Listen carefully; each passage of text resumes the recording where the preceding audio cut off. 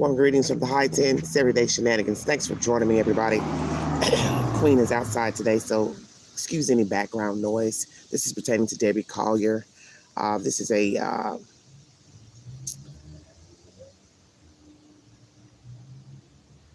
what can I say? Recap of the events pertaining to her disappearance. Court TV is the source.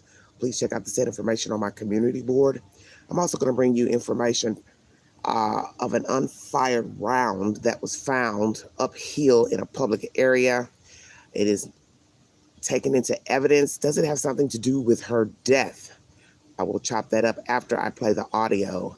Thank you so much for joining me. Court TV is source number one. With a lot of bizarre facts and circumstances.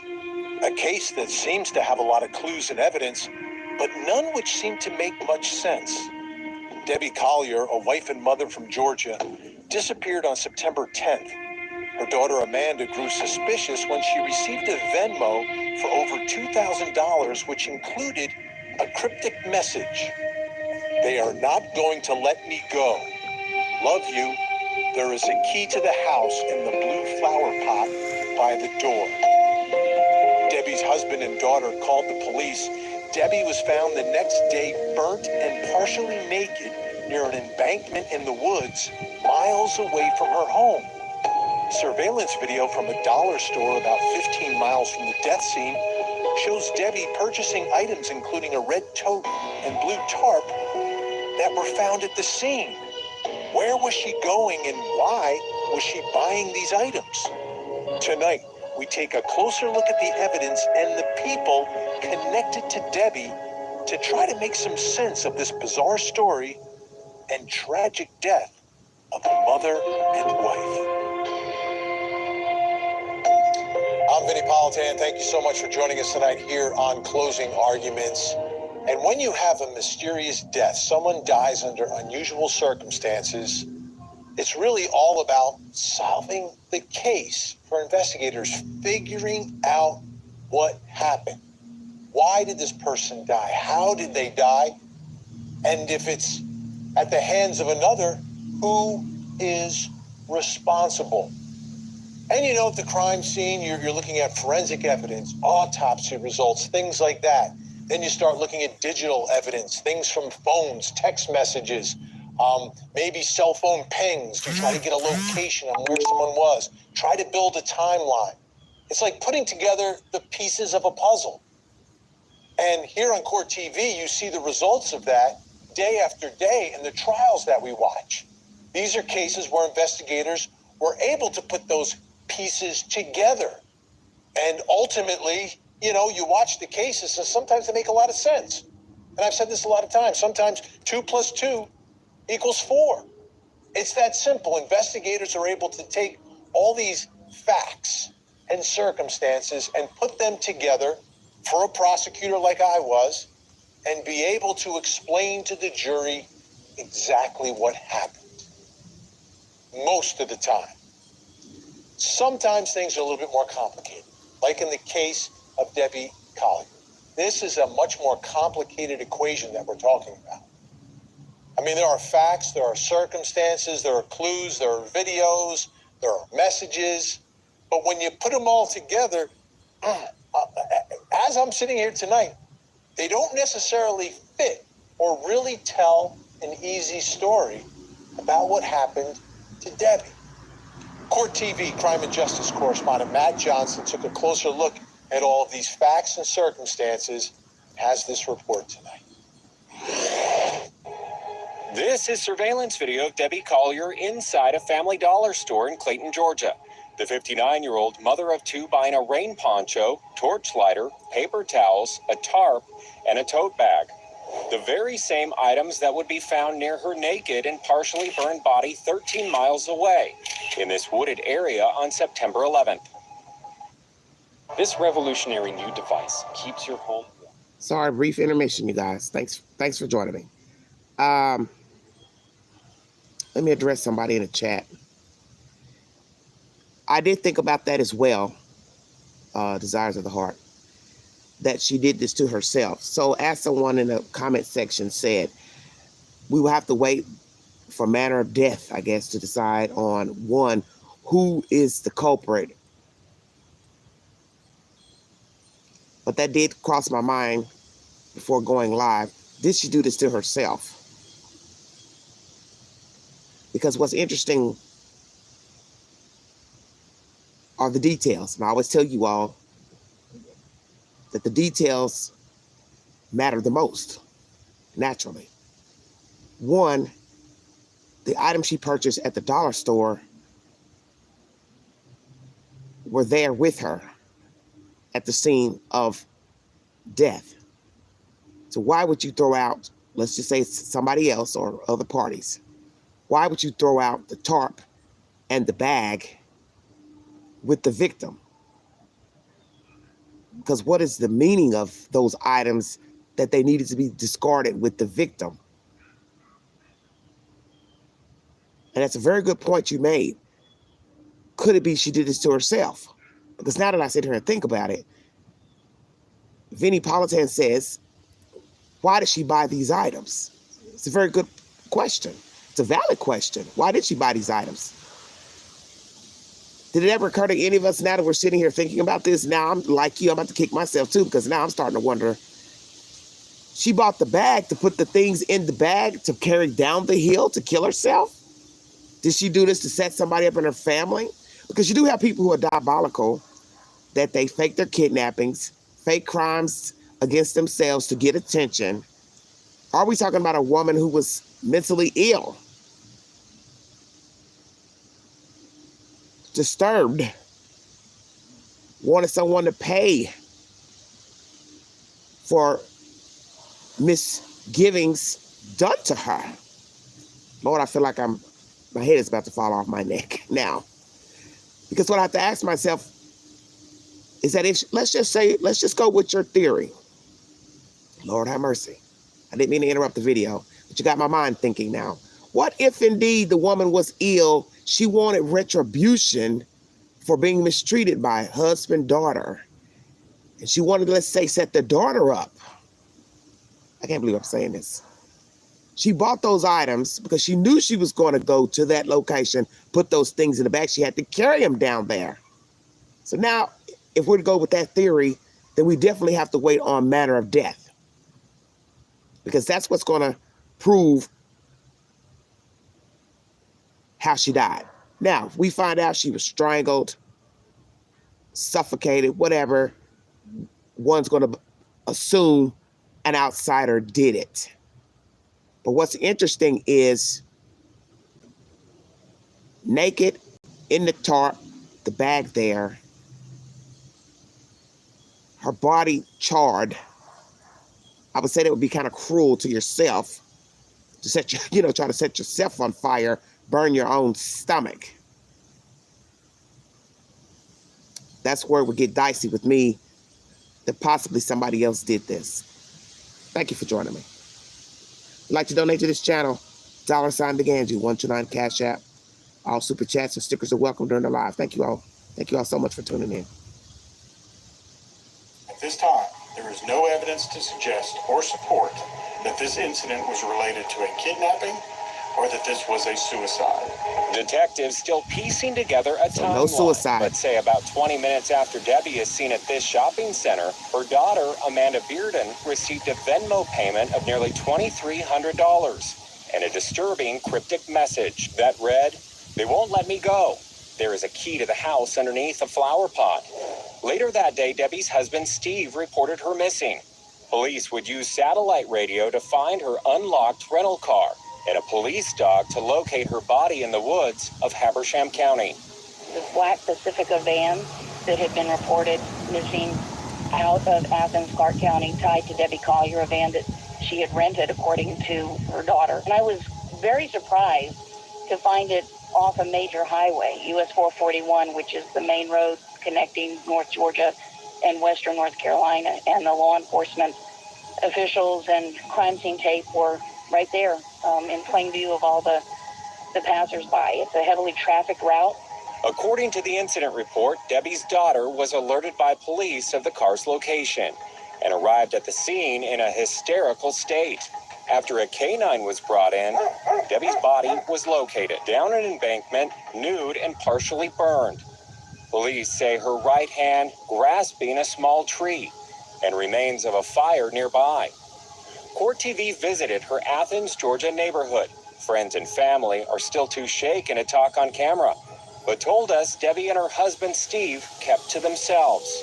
Her son Jeffrey Bearden posted this message on Facebook about his mother. In part it reads, "It is with the deepest sadness that I share my mother passed earlier this month. I will never be able to fully articulate the loss of my mother and what she meant to me. She was my longest source of love, support, and encouragement. My mother was very vibrant and a strong soul. Our grief is here and our pain is deep. I am asking that you please respect our privacy while we learn to cope and adjust with our loss. It is not appropriate to publish speculation about my family. I ask that all attention on this tragic story of my mother's death remain focused on aiding the police investigation."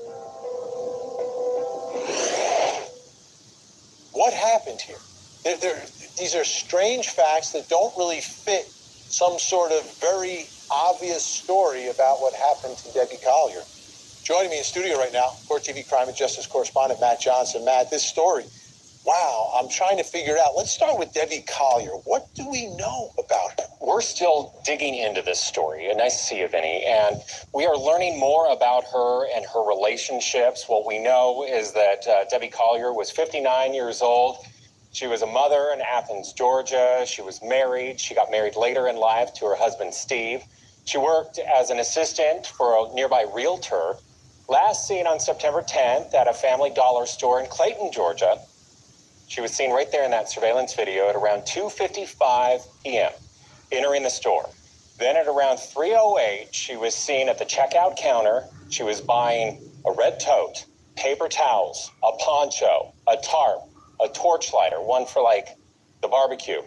She is seen leaving the store about a minute later. I'm looking at her. It's a Saturday. It's Georgia. She lives in Athens. That's the home of the Georgia Bulldogs. That's right. It's game day, and this is about an hour before kickoff. And she's dressed with, it looks like a red Bulldogs jersey. The things that she's buying, to me, seem consistent with someone maybe going to a tailgate. Yeah, and she's buying a red tote to go along with it matching the Bulldogs colors.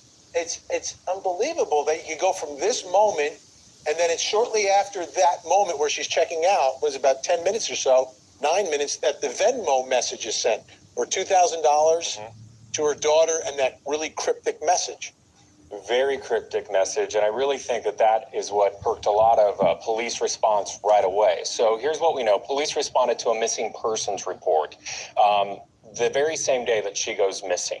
But she's reported missing by her husband, Steve, at around 6 o'clock, 6:08 on September 10th.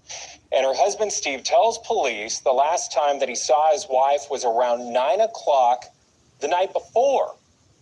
They sleep in separate rooms because he snores. And the next morning on the 11th, her rental car still in the driveway. He thinks that she's home.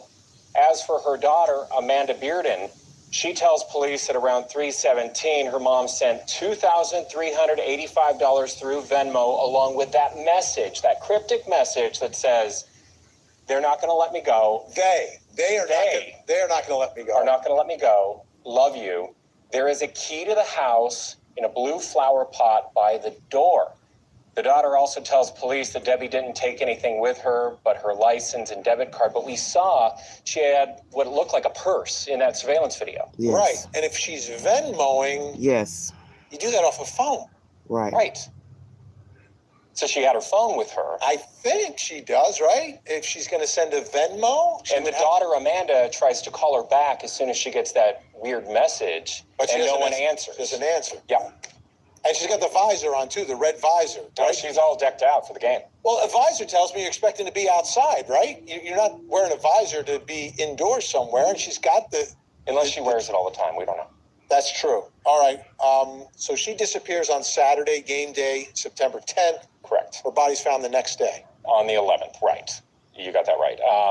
Her car is first found because police do something brilliant, in my opinion. They start pinging the Sirius XM in the car because she's using a rental car. She was recently in a car accident, according to some of the reporting that I've seen. So she had this rental car. They keep track of those cars, and it had the Sirius XM in it.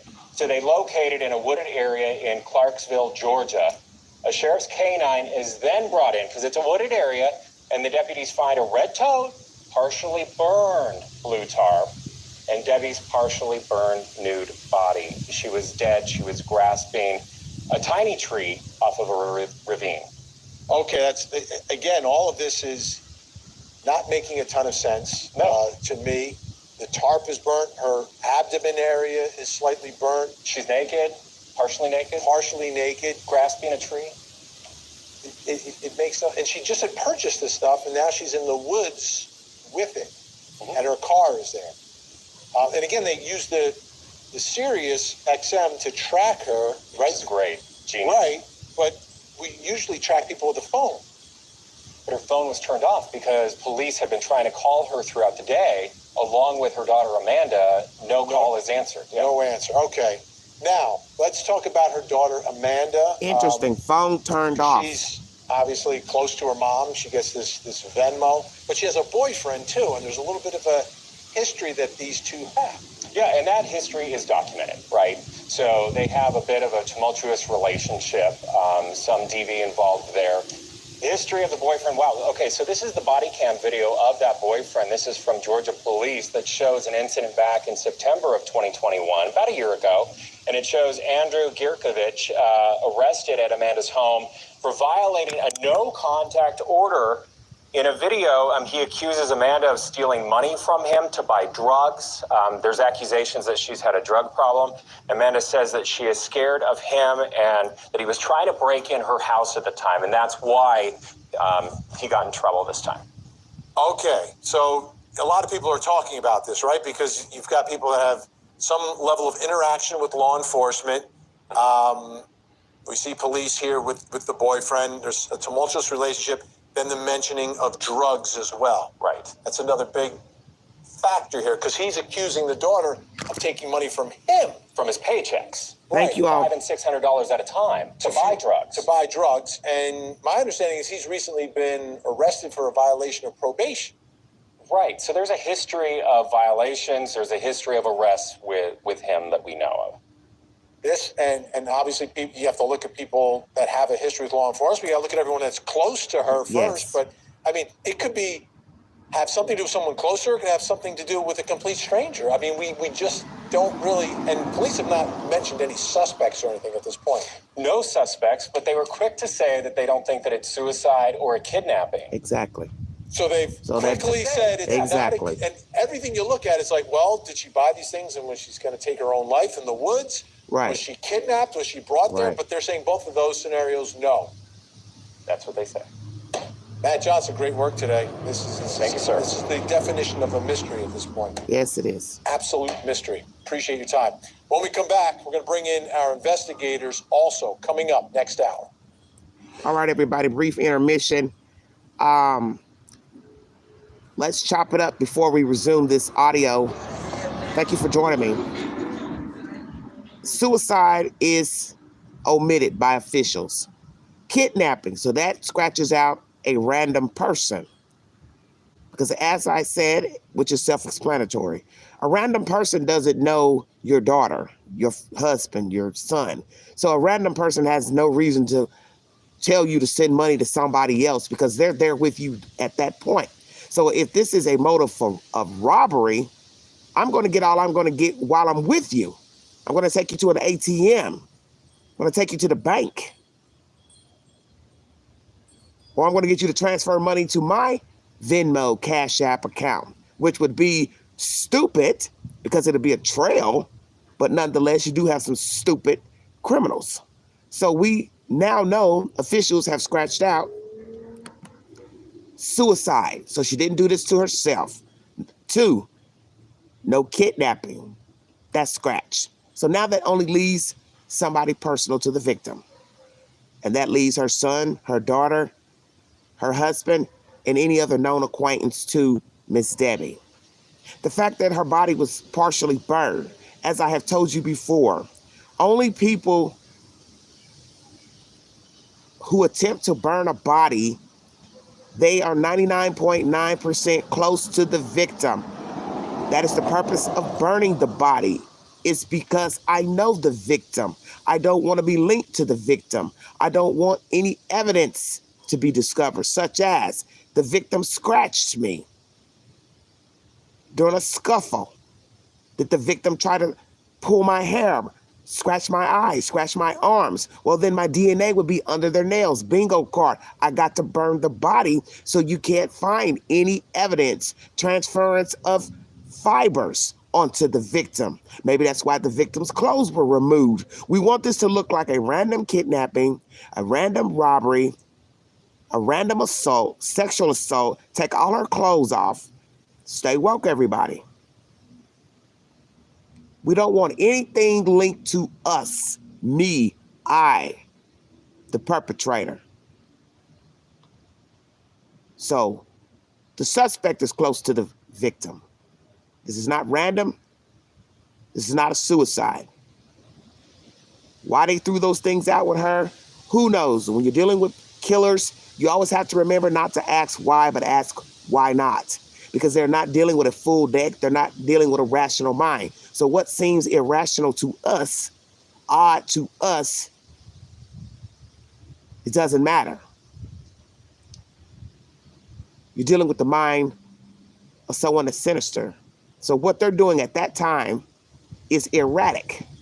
Let's get everything out. Let's throw everything out. Let's throw everything down. And the fact that she was grasping a tree will lead one to believe she was probably trying to get up. Maybe she was still alive fighting.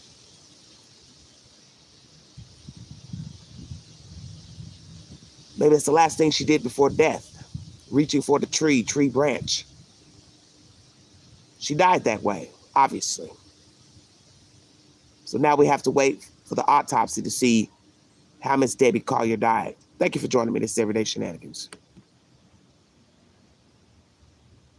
Athens Clarke County Police Department informed Sheriff's Office deputies of the missing person report tied to the vehicle and that the last communication from the missing person was a transfer to the daughter of $2,385 with a text message tied to the Venmo transfer stating, "They won't let me go.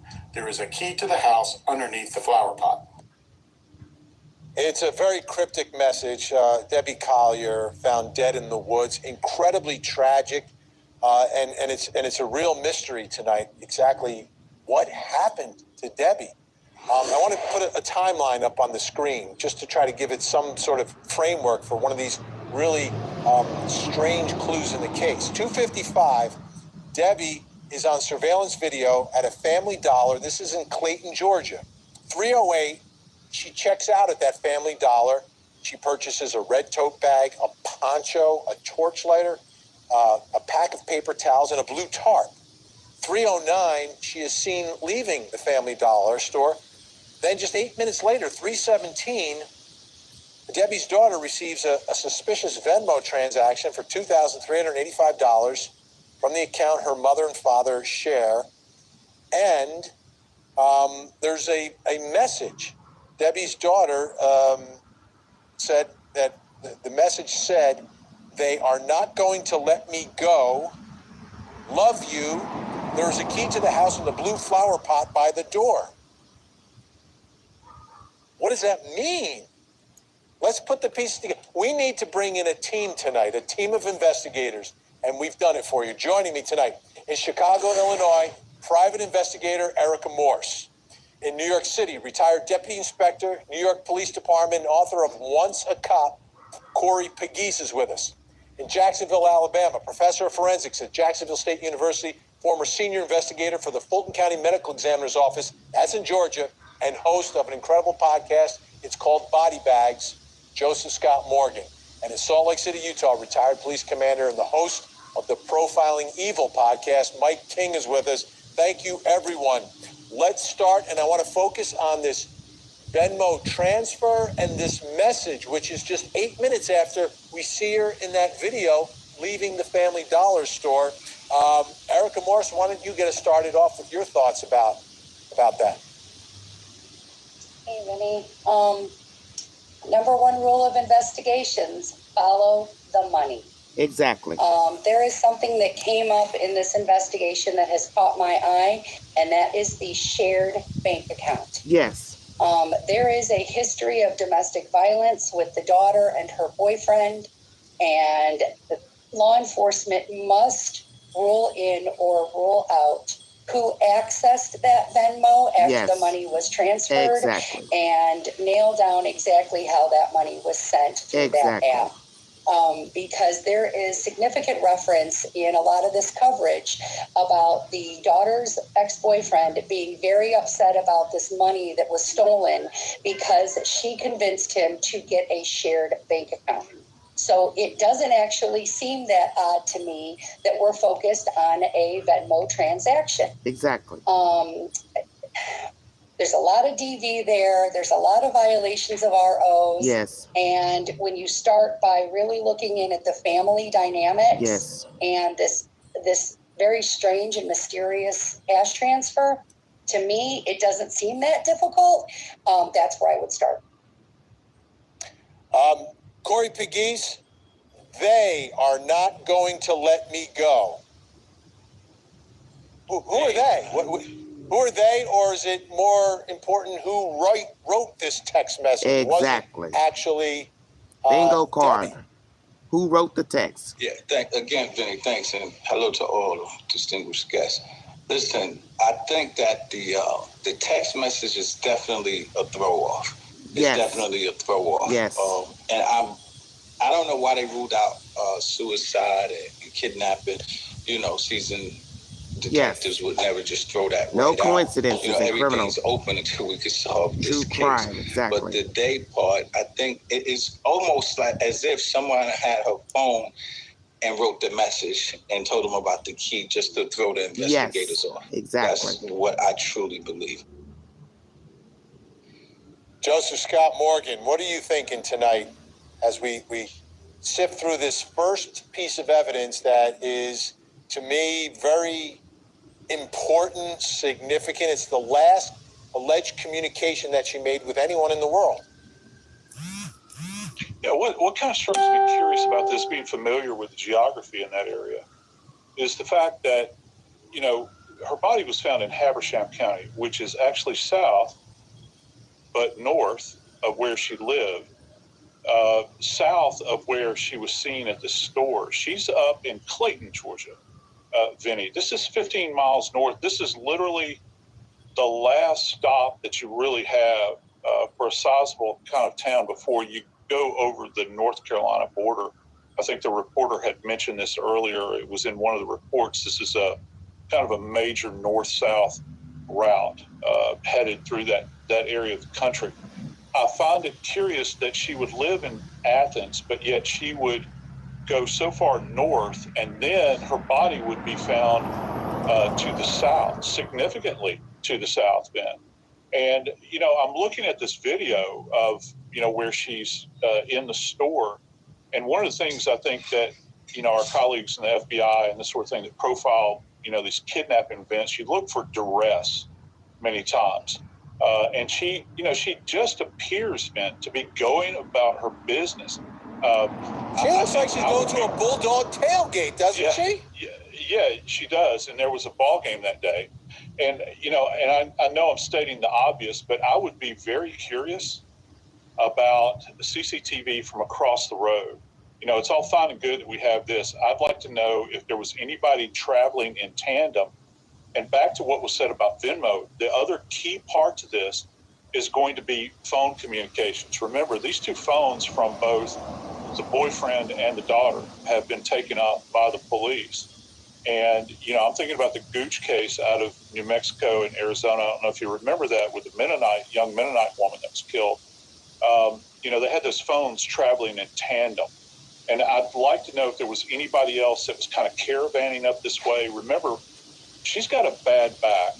And where she was found, I can't imagine she would, you know, egress through that thick wooded area down into that ravine.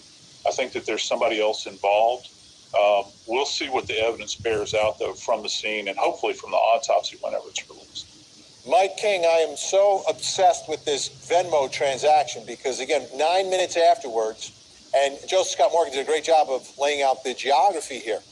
That dollar store is about 15, because Court TV producers were up there today, it's about 15 minutes, 15 miles or so north of where her car is found. So if she went straight from the dollar store to where her car ended up, that Venmo would have to be sent while she's driving on that road. Otherwise, something else is happening. Bingo card. Thank you, Vinny What are Politan. your thoughts about all right. the sending of this money and the timing of it all? 15 minutes. The money is a really big part of this thing, and we can't discount that. I'm so frustrated with this without having more information, because you're absolutely right. Why did she go so far north? She would have passed a lot of locations that she could have purchased those items. So was she compelled to go that direction is the first question. Right. And it's going to be really interesting. I'm really glad Joe Scott's on, because I have so many questions in regard to the forensics of this. I want to see what the bottom of her feet look like. Did she trounce down through that countryside, or was she transported there and this was a staged scene? The fact that her hand's against the tree, is that a representation that somebody's made? That Venmo money is huge. And I think the thing that's bugging me the most about that, Vinny, is the transaction that apparently got everyone so spun up. Mm-hmm. That was 3 hours before she was reported missing. And holy cow, I'm thinking if somebody in my family said, hey, they're not going to let me go and here's some money, and find the key under the pot, I'd be making a call a whole lot quicker than 3 hours. Amen. That's pivotal information right there. Calls, and I see Corey Pegues is 3 hours. heading along with you. Because the daughter said she called and got no answer after getting that Venmo, Corey.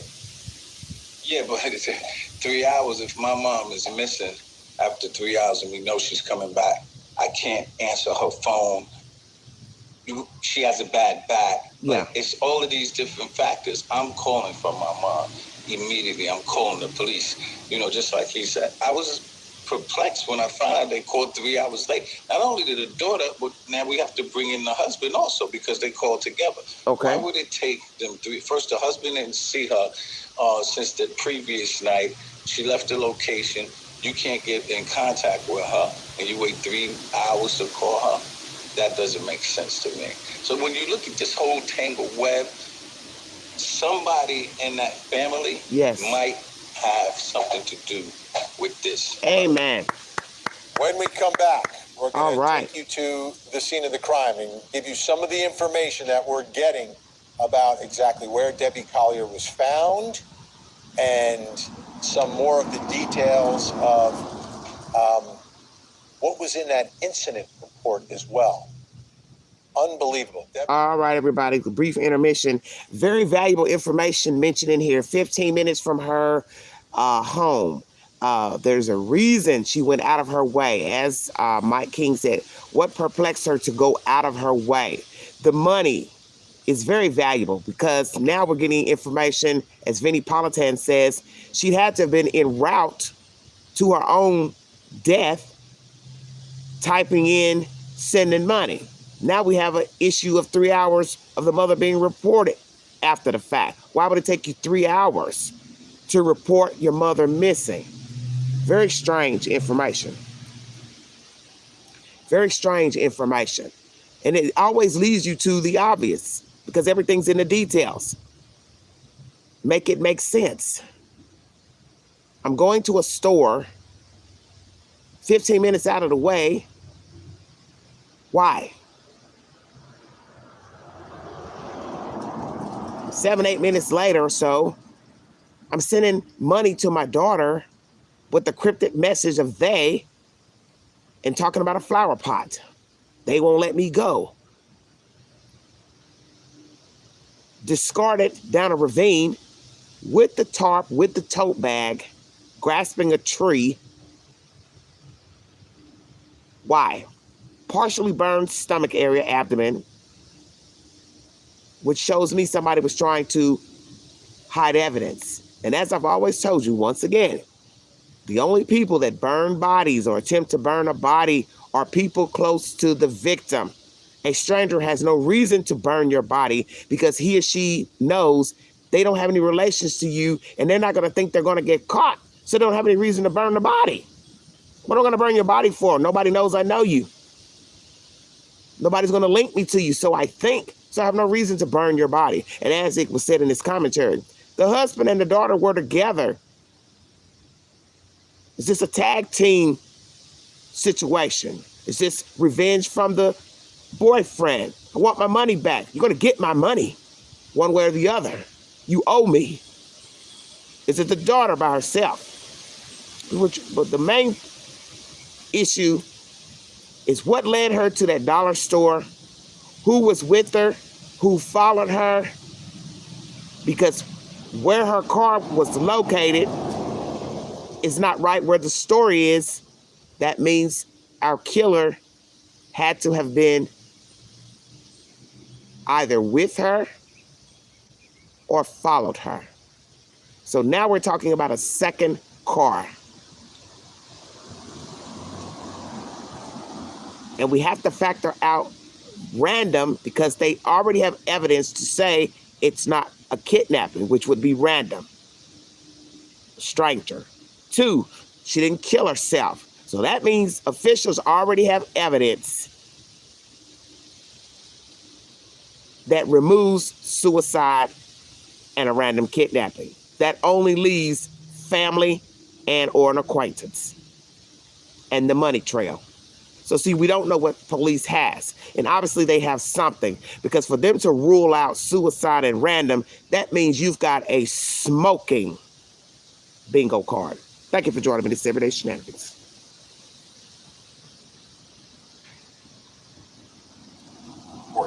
That this incident was related to a kidnapping or that this was a suicide. That's significant, extremely significant. One of the first things we heard from the sheriff in the death of Debbie Collier in the woods is that it not suicide and wasn't nothing to indicate kidnapping either. I mean, what does that leave? That leaves, I guess, homicide, could be an accident, accidental death. Clearly not natural causes. As we look at this, let me read for you some from the incident report. Significant stuff. Officers proceeded southeast into the woods where they found a red tote bag near an uprooted tree. Remember, that's the bag she just purchased that day. Sergeant Neal observed a red tote bag laid on its side near an uprooted tree. At the root ball of the tree, Sergeant Neal observed what appeared to be the remains of a fire.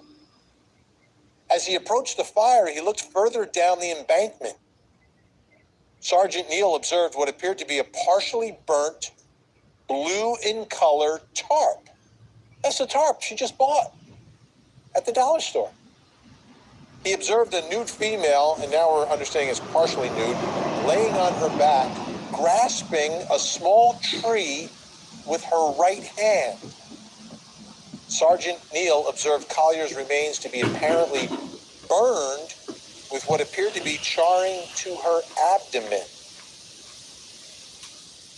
Let's bring back in our guests. Erica Morse, Corey Pegues, Joseph Scott Morgan, Mike King. We've got all our investigators lined up tonight. Joseph Scott Morgan, you've been to many death scenes before. Let's talk first, though, about quickly saying no evidence of a kidnapping or suicide. What would it be at a scene that would tell you, no way was this a suicide? There's been a lot of chatter in the media and on social media in particular where people have mentioned this idea of self-immolation, where people, and I think in the course of my multi-decade career, I may have worked 2 self-immolations, and that means where you douse yourself with gas to take your life and you set yourself on fire. To the best of our knowledge at this point in time, there are no gas containers that they make note of in this report that are immediately adjacent to the body. And this burning is limited to a very specific area. Well, let me rephrase that. He stated that there was charring to the abdomen. And so does that mean that there are other degrees of burns on the body and then specific to charring? And I find it very curious here in that, we've heard people say, well, the body was nude. Now we're hearing it's partially nude, that she's wearing clothes on the lower half of her body, but she's absent a shirt. Remember that shirt that we saw in the video event? The Bulldog shirt. I wonder if that's the one that she's absent up top. Where's the shirt? Yes, where's the shirt? They don't make any mention of that yes. at this point in time.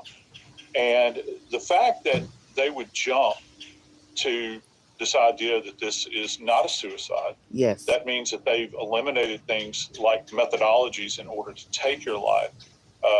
Gunshot wound to the head is, arguably the most common. Yes. Hanging. We've Yes. seen a number of places out in this wooded area. She could have hung herself. There was apparently no evidence of that. Toxicology is pending, I would imagine. So we don't know what she might have on board relative to anything that might be in her system at this point. That's going to take some time. But they haven't released anything from the state medical examiner and through the Habersham County coroner relative to any hints here. Other than, which is really bizarre, we're ruling out suicide. It's off the table at this point. So they're looking at something else. And I agree with you. She didn't just accidentally fall down this ravine and there happened to be a burn spot up top, a burn on her body, and a partially burned tarp down below. Those things just don't add up. It's super bizarre, to say the very least.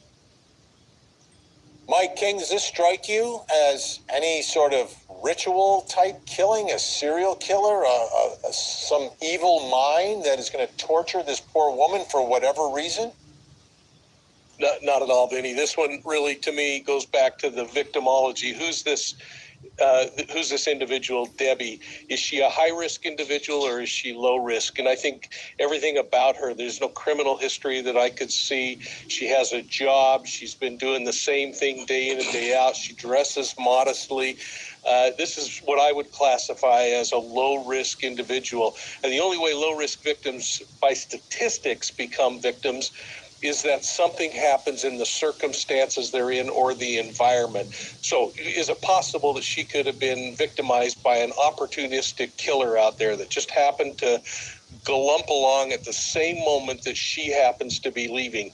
It's possible, but again, it doesn't make sense when she takes this drive so far, an hour-plus drive north, and then ends up back there. And this is where I think is so important as we think about the victimology, that we then start thinking about the crime scenes. And is this really the crime scene where the death occurs, or is this a place that her body is disposed later and disposed of? Exactly. We know her back is bad. She's not going to be hiking down there without a whole lot of trouble.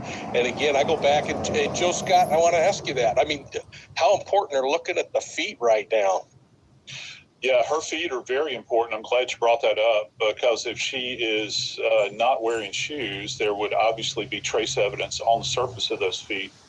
And one other point I must make right here, that vehicle is an evidence-rich environment. I think, if something nefarious has happened to her, which, kind of all signs point that direction, goes without saying.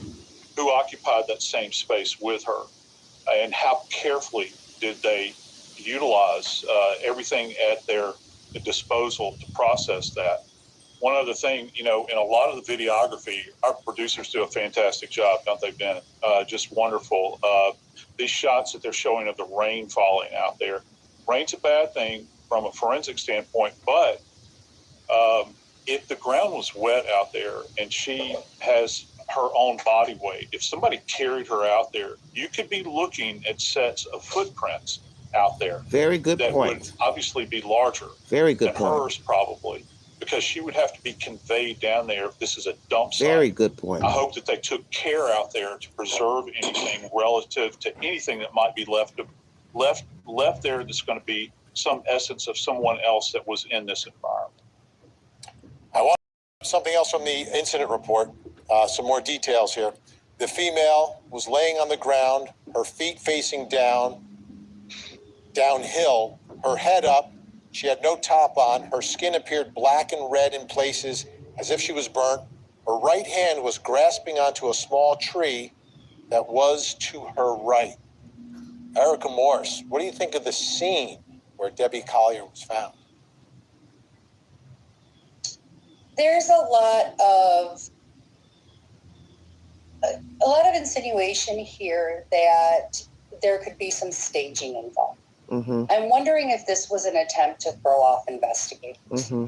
And the reason I say that is because of that text message. Yes. That text message leads me to believe that it was sent by someone with intimate knowledge of Yes. her day-to-day environment. Exactly. Because of the reference to that pea in the flower pot. So therefore, was there an attempt to throw off investigators by staging this area? Yes. Again, to Joseph's credit, I don't know that we can call this the crime scene. Is Exactly. this just the site where she was discarded? Where she was left to be found? Yes. If so, they have to muddy through what is real and what is made to throw off investigators.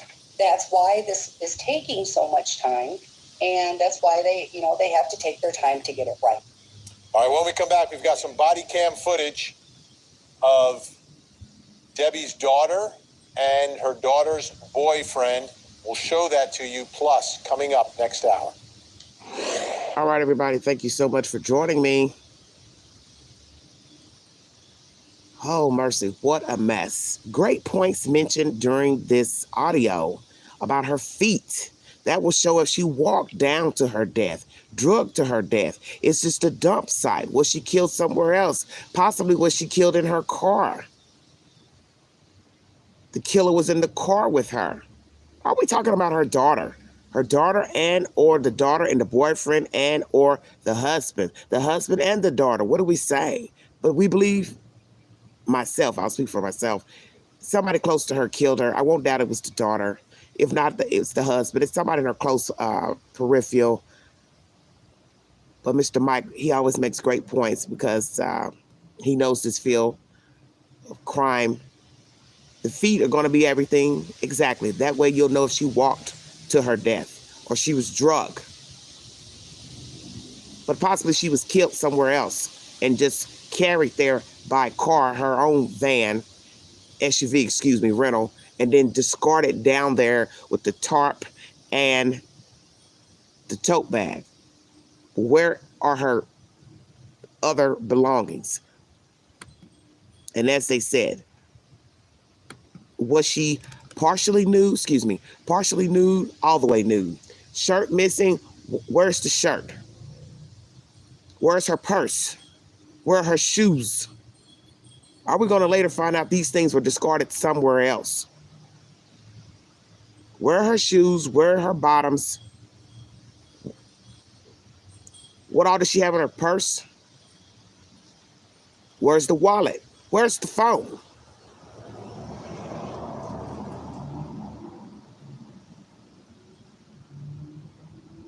Was she killed in the SUV en route to this dump site?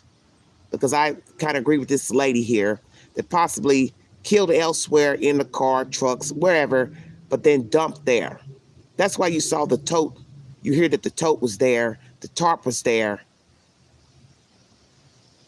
Was she wrapped in the tarp? Or was the tarp thrown on top of her? How did that go? This is erratic. All this is erratic, scurried actions. Got to get her out of here. Got to get her down here.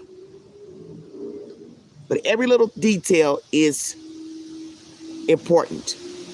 The fact she's out of her way at a store, where she was found, what was found with her, what wasn't found with her, manner of death, footprints, very valid point. Were there other footprints? Because it was raining, maybe the rain was also a good thing. Because in order for you to get her down there, you had to walk her down there, drag her down there, carry her down there. She's grasping on a tree limb. All those things are significant. Burn before death, burn after death, burn while being killed. All those things matter. It's the little things that set the stage for this information that we're hearing about this woman. Yes, this was a very good interview with Vinnie Politan because every person brought something interesting into the conversation to show you she knew her killer. Because officials see what we don't get to see. They get to see the victim. They get to get access to their personal effects, and we don't get that opportunity. So this journey is already omitted suicide and kidnapping. So that scratches out somebody random. That scratches out a serial killer, a sadist. The money trail. You always follow the money because usually money is a motive in murder. We've always known this. It's a motive for robbery. It's a motive for fraud. It's a motive for murder. And sometimes a thief doesn't venture into murder, but sometimes a thief will go from robbery, fraud to murder in order to hide the crime of robbery. Stay woke. But I'm going to tell the person who killed Debbie Collier directly. The Venmo transfer of money is where you messed up. And I think you know this. You messed up because that Venmo is probably the most important part of the story besides the matter of death. No stranger is going to send money to another stranger that they don't know and don't have access to. And when you use the word they in the text message, you messed up there because you were speaking of yourself and your co-conspirator. Because you were the one typing in that information in that damn phone. You were speaking of yourself and somebody else. Thank you for joining me.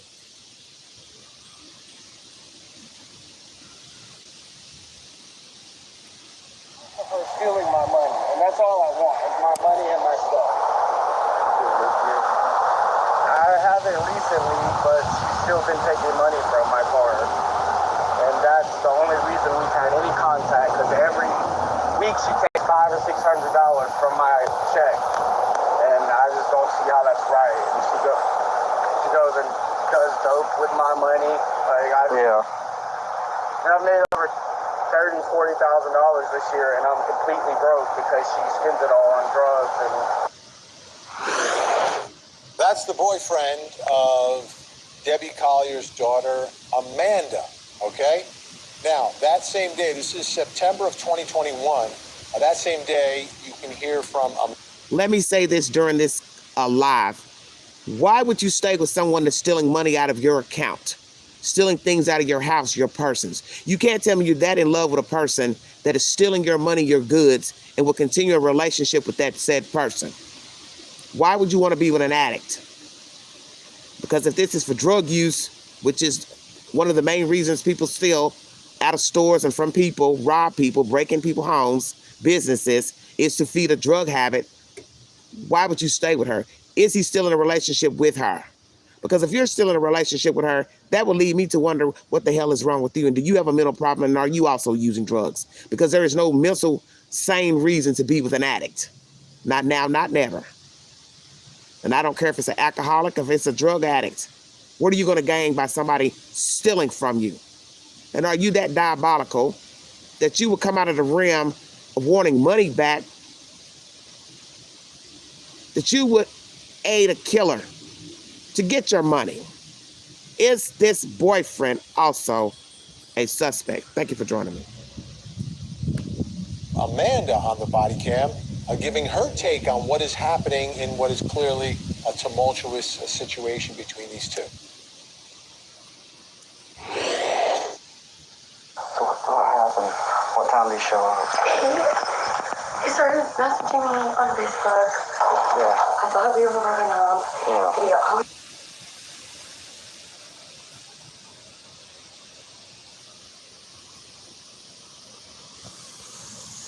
My window was previously broken. This one? Yeah. He was trying to break it in. And he messaged people on Facebook, my friends, saying that I was cheating on him. Yeah. Never cheated on anybody in my life. I don't know where to get this idea. This was a year ago. Like, okay, psycho, have a good day. Right. And the next thing I know, he's at my friend. He's at the front door. Gotcha. He's probably been here. I might have called 911 for 4 minutes. Okay. I'm trying to... After he was here, and y'all talking to the door? Yeah.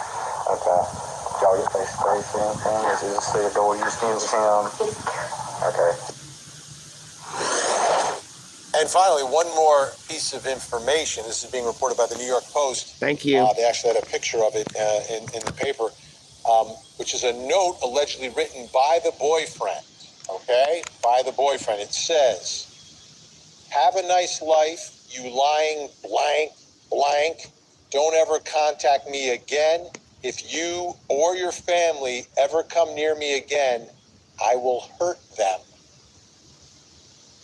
Let's bring back in our guests, Erica Morris, Corey Pegues, Joseph Scott Morgan, Mike King, our investigators with us tonight. Corey, what do you think about what you saw in the body cam and this alleged note written by the boyfriend a year ago? Yeah, well, the boyfriend would definitely, I think Joe and Mike and Erica would agree. We would have to have several interviews with this person. He has to be consistent in every single answer to our questions. You got to see if there's any holes in his story.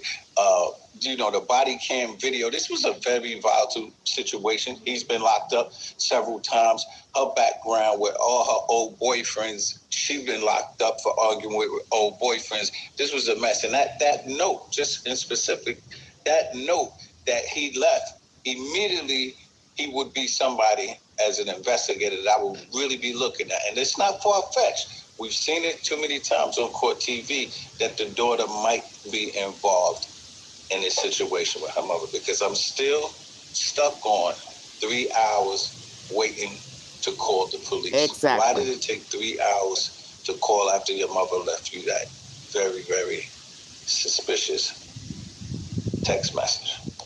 Erica Morris, this is a really,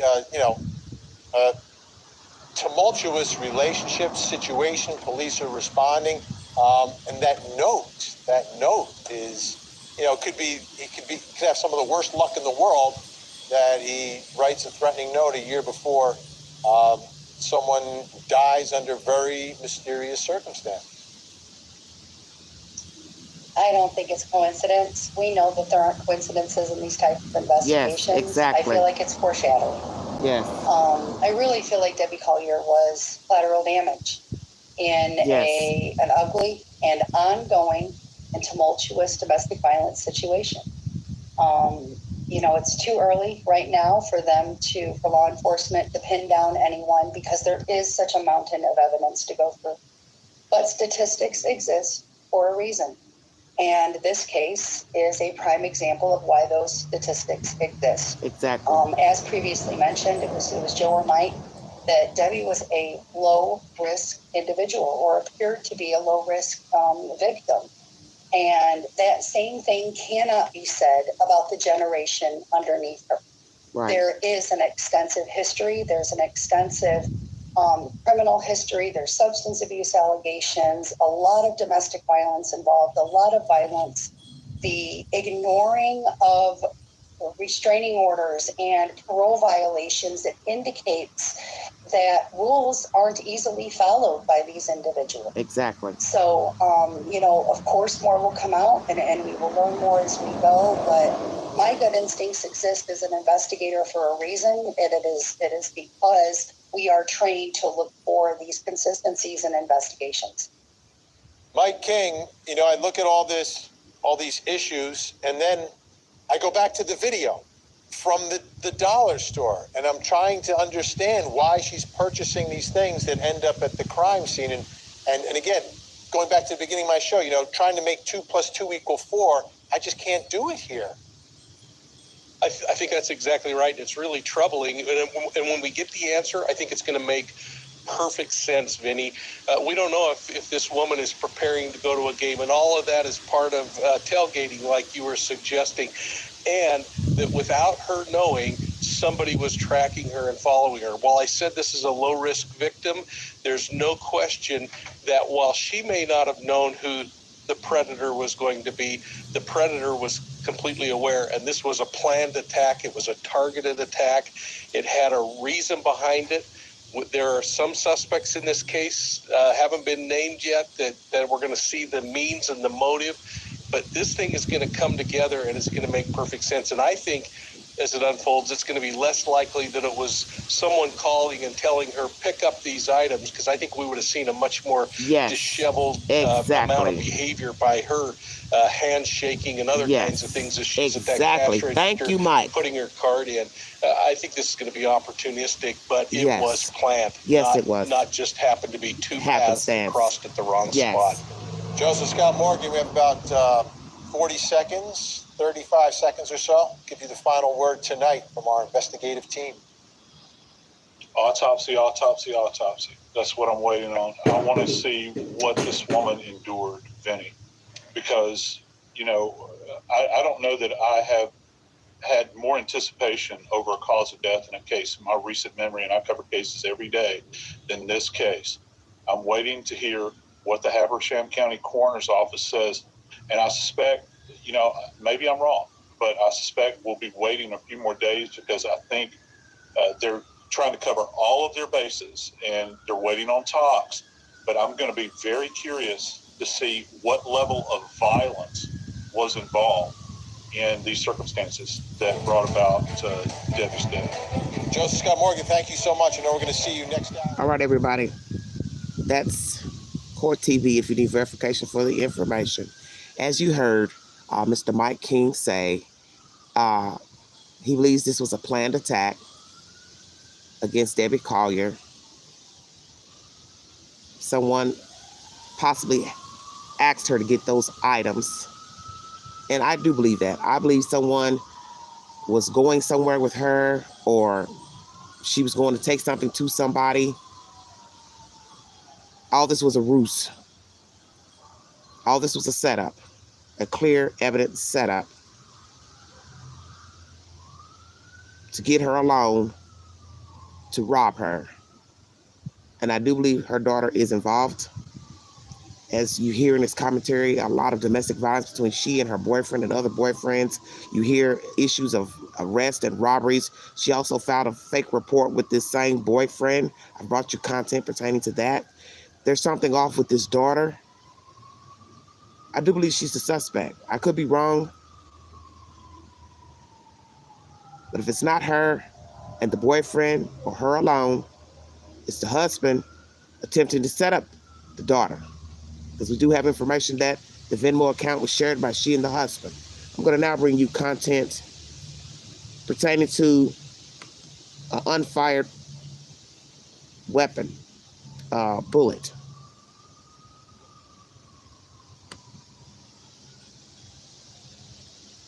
If I can pull it up.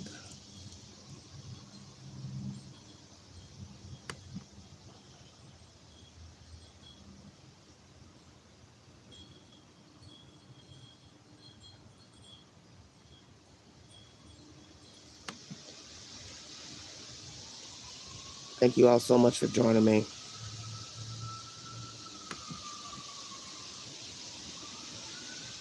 What do you all think so far of the information that you heard in this audio?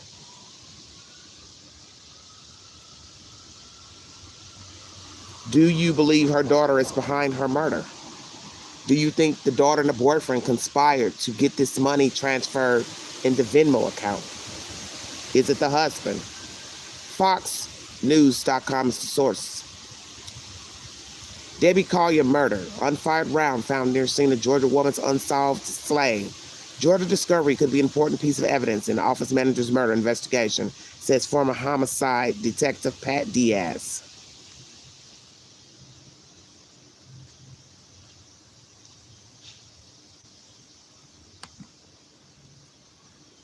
Georgia detectives on Tuesday collected an unfired round near where a canine discovered the nude and partially burned remains of Debbie Collier earlier this month.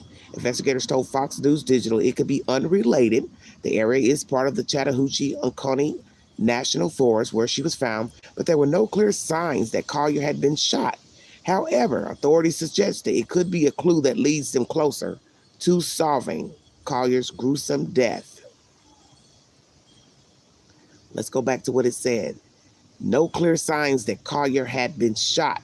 So that means they're giving us a piece of information that perhaps Miss Collier was not a gunshot victim. So that leaves blunt force trauma, strangulation as a matter of death, perhaps. Very interesting. Fox Digital News discovered the unfired round Tuesday, about 20 to 30 yards uphill from the crime scene in a public area, and immediately alerted investigators. Detectives from the Habersham County Sheriff's Office arrived around 15 minutes later and placed it in a small evidence bag. 1 second. That's an important piece of evidence, and that's something one or more suspects could have dropped on the way out the door. Pat Diaz, a former Miami-Dade homicide detective with more than 30 years on the job, told Fox News Digital.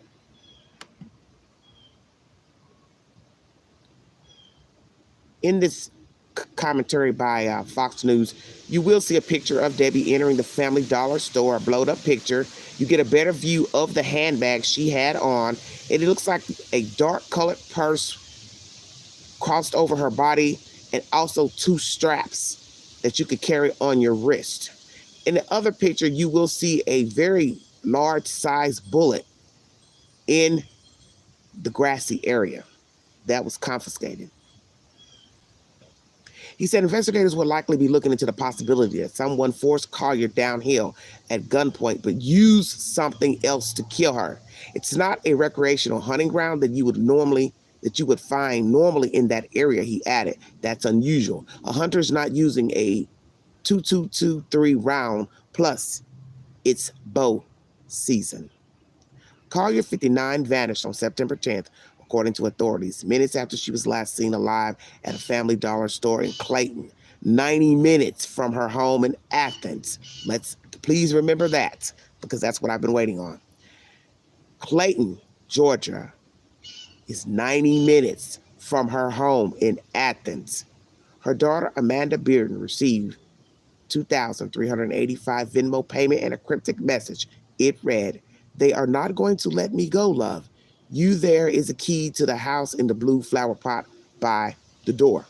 The following day, Sirius XM contacted the local sheriff's office to report a missing persons vehicle in the vicinity. They determined it was Collier's rented Chrysler Pacifica and offered a search of the area, discovered her naked body with charring on her abdomen and grasping at a tree at the bottom of an embankment, according to authorities. Down the path, at the root of a burned-out fallen tree, were remnants of a fire and items that Collier purchased before she went missing on September 10th.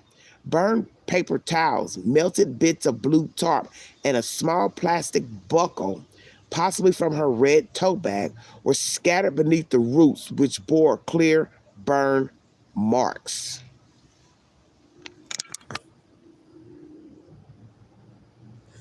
This is the picture that's in evidence of where Miss Debbie was found. How did she get down there? Walked down there, drugged down there, carried down there? Was she already alive when she went down there? Was she carried down there, drugged, walked? Why were these things scattered down there? Was she already dead when discarded down there? Thank you for joining me. This is Everyday Shenanigans. Let's repeat again what was found. At the root of a burned-out fallen tree were remnants of a fire, items that she purchased when she went missing September 10th. Burned paper towels, melted bits of blue tarp, and a small plastic buckle, possibly from her red tote bag, were scattered beneath the roots, which bore clear burn marks. Another branch across from the tree also had charred bark and dead leaves. Also visible was what looked like a possible charred fragment of her Georgia Bulldogs jersey. Once again, also visible was what looked like a possible charred fragment of her Georgia Bulldogs jersey, which she wore on surveillance video taken at a Family Dollar store about 15 minutes away. So now we have time. Hour and a half away from where she actually lived in Athens, Georgia. 2, going into a Family Dollar store. 3, where she was found is 15 minutes away from the Family Dollar store. Please pay attention. 1 hour and 30 minutes away from her home. The store where she went into the Family Dollar is 15 minutes away from the actual dump site. Here are pictures. now being released.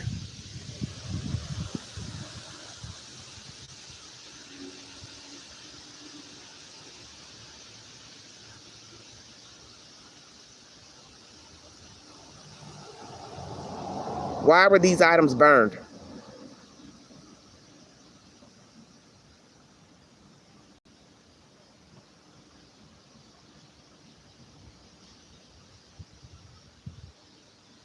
Why were these items burned? Very interesting information. As I said, what appears to be a Georgia Bulldogs jersey. So that means her shirt was off the body. She was last seen wearing this inside of that Family Dollar store, September 10th, 2022. Investigators quickly deemed the manner of death a homicide, but have not yet revealed what caused it. They said last week that they had no reason to believe it was a kidnapping or suicide. So despite many of our speculations on who is the culprit, suicide has been ruled out and kidnapping has been ruled out. The Habersham County Sheriff's Office said, hold on one second. Collier's death happened when she left the Family Dollar store at 3:09 p.m. September 10th and 12:45 p.m. the next day. Happened between 3:09 p.m. September 10th and 12:45 p.m. the next day. So now we have a window of a timeline of death. Between when she left the Family Dollar, 3:09 p.m., September 10th, and 12:45 p.m. the next day. Now, many of you may be thinking she died somewhere after sending the Venmo. We will wait on the autopsy as to get a manner of death and a time of death. However, after more than 2 weeks, they have not publicly named a suspect or a person of interest. Also on Tuesday, Andrew Gierger, I say his name correctly, Giergerich,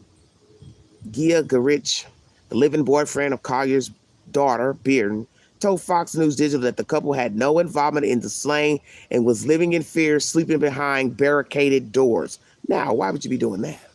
We sleep with stuff in front of our front door and our back door because we didn't have anything to do with this, he said. We're a little scared ourselves. Yeah, okay.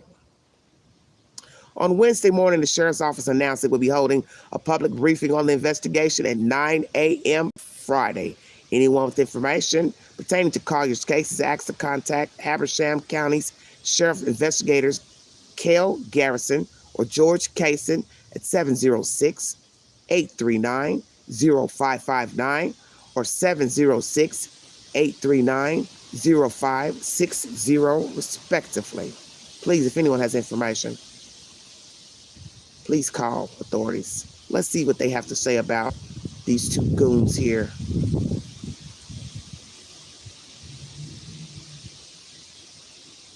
I just got a bad feeling about these two here. I'm going to try to play this video. It's not playing. Hold on, you guys.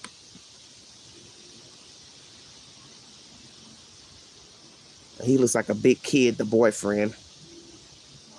It's really striking the amount of control. 1 second. While I get this video loaded up pertaining to, I guess, the boyfriend speaking that he and the girlfriend don't have anything to do with it. Debbie's daughter. Stuff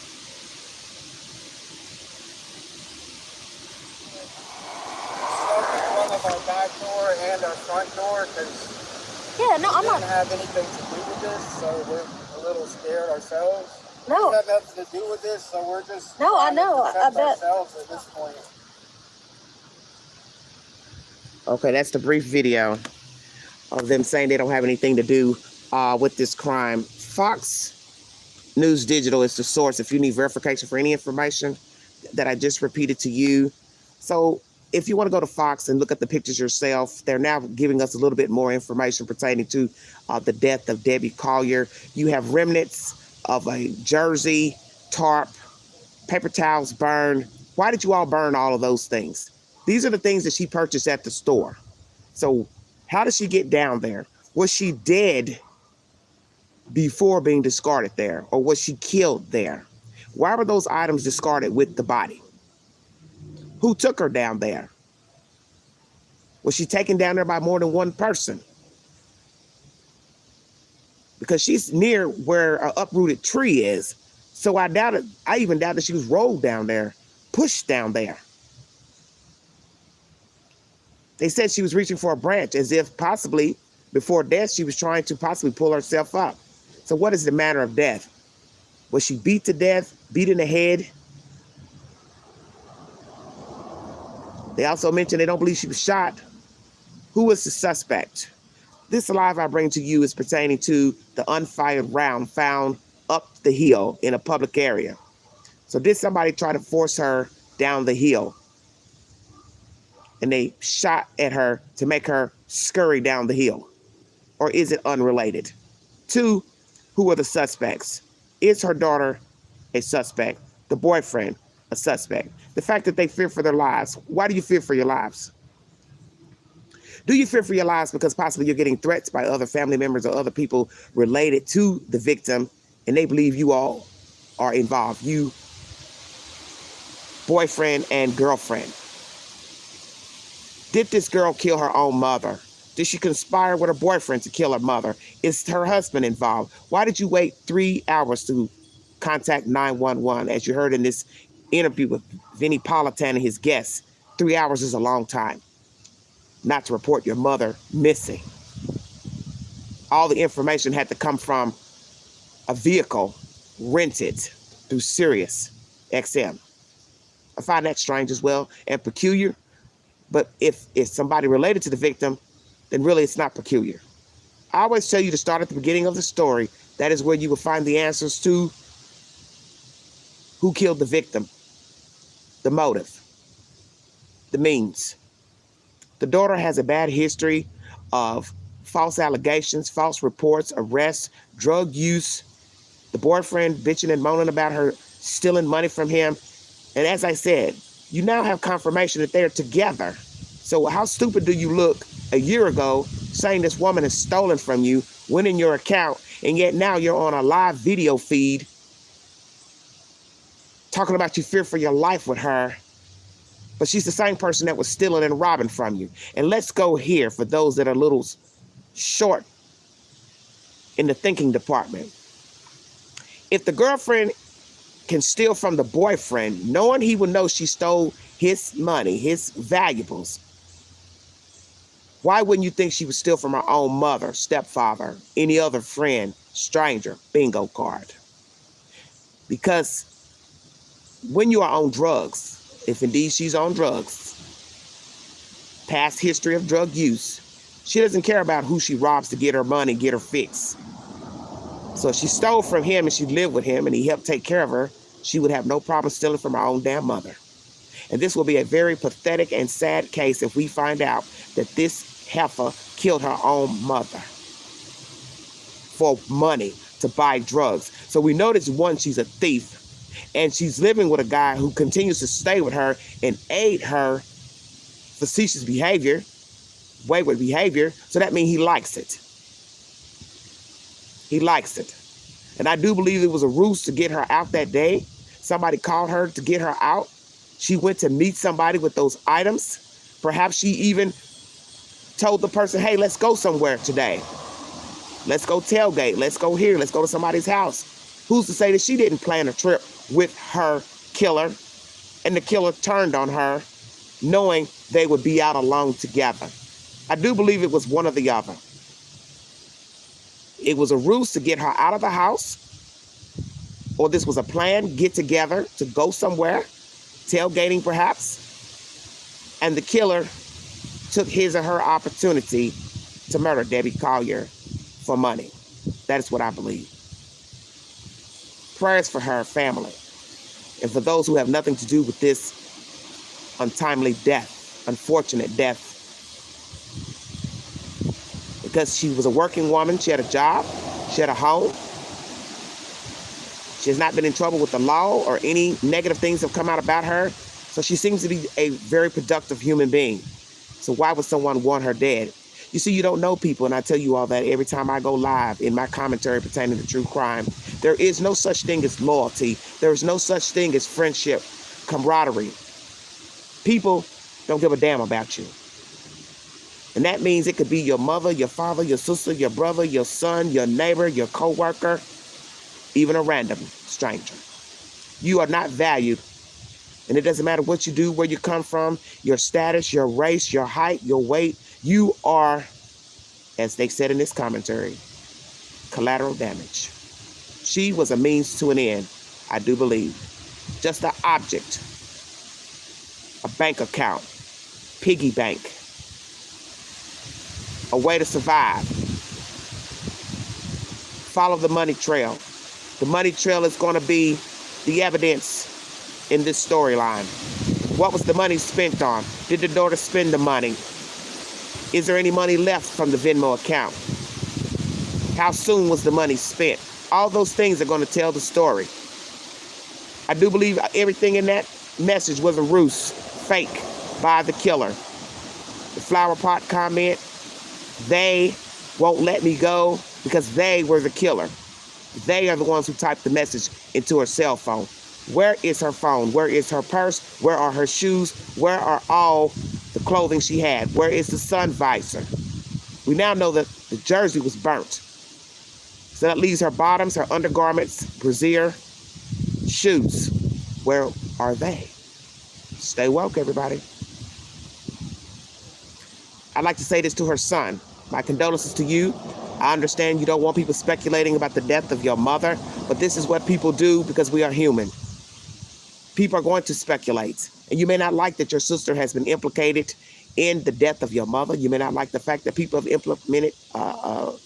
implied that your father or stepfather did this, but this is what people do. And that is the only way investigators can get to the root of who killed your mother. They have to talk to everyone. They have to dig into your personal lives, your devices, to see what you were doing and what you were not doing. That's just the way it is.